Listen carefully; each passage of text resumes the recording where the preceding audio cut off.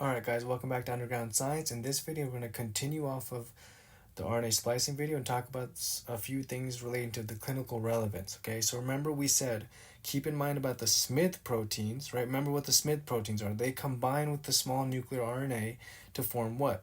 SNRPs, right? What do SNRPs do? Well, we saw examples here. U1 SNRP binds to the 5' splice site. U2 SNRP binds to the branch site, right?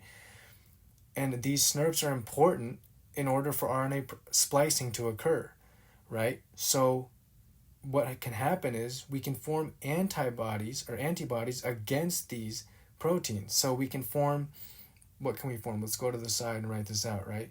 We can form antibodies, right? Let's go over here.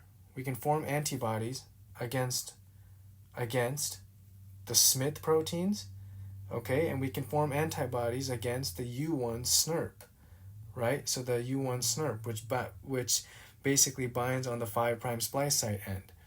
So why is that bad? Well, if you form antibodies against these, then you can't have proper functional Smith proteins and U1 SNRP proteins, right? Which means you can't splice RNA properly, right? So this is, well, where would you see antibodies against these, right?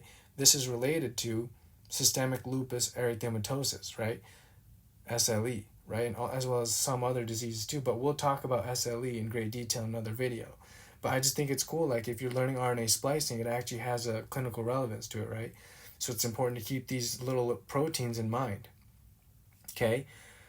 Another thing what can happen is, right, this whole idea of RNA splicing, right, is related to another disease, okay?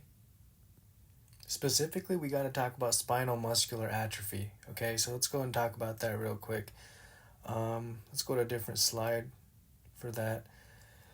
So spinal muscular atrophy, right, or SMA for short, basically what we have to know is this, right? This is an autosomal recessive condition. Okay, so autosomal recessive.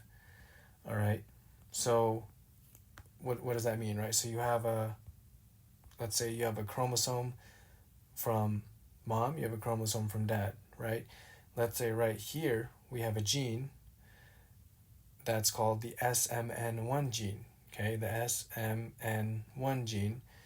Then we also have this gene on the same chromosome number from the dad side, right? So this chromosome from mom, this chromosome's from dad.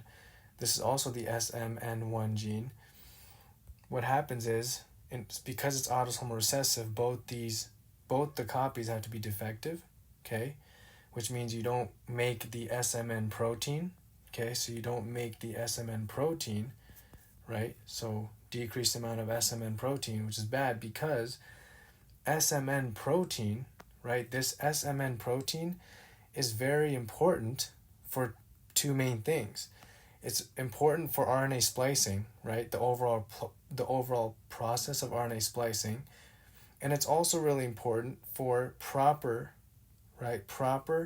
SNRP assembly. Okay, so remember, SNRPs are really important for splicing the RNA, right? Taking the introns out.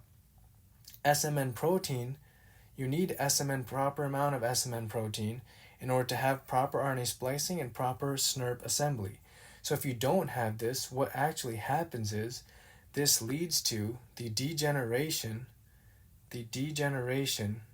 of the neurons present in your ventral gray horn, okay? Present in the ventral gray horn, right? So remember what's in the ventral gray horn, right? We'll go over all this in our neurology playlist, but remember the ventral gray horn of the spinal cord, that's where the lower motor neurons come out of, right? So that's where we have the lower motor neurons that go to what?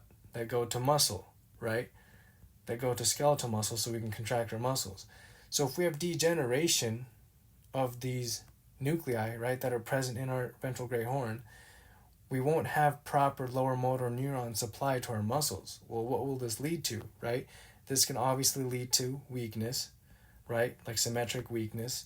This can lead to hypotonia, so low muscle tone, right? Because we don't have lower motor neurons anymore, proper amount of them. supplying our skeletal muscle, right? So we can also see things like floppy baby syndrome, okay, which we'll go over in a future video, floppy baby syndrome, right? And then we can also see things like muscle atrophy, right? Because if we don't have lower motor neurons that are properly supplying our skeletal muscles, right, our skeletal muscles will shrink. So we can see muscle atrophy also, right? So it's the main thing that we should know is that RNA splicing is related to spinal muscular atrophy. And then we should also keep in mind about the U1 SNRPs, right? And the Smith proteins, because if we create antibodies against these, this can be related to systemic lupus erythematosus. And then we should also keep in mind, that again, RNA splicing can be also related to spinal muscular atrophy, right? Especially if we don't have proper amount of SMN protein synthesis. Okay, so that's basically the clinical correlation to RNA splicing. In the next video, we'll talk about certain drugs and toxins that are involved in specifically the transcription process. All right, so I hope to see you guys there. Thanks for watching.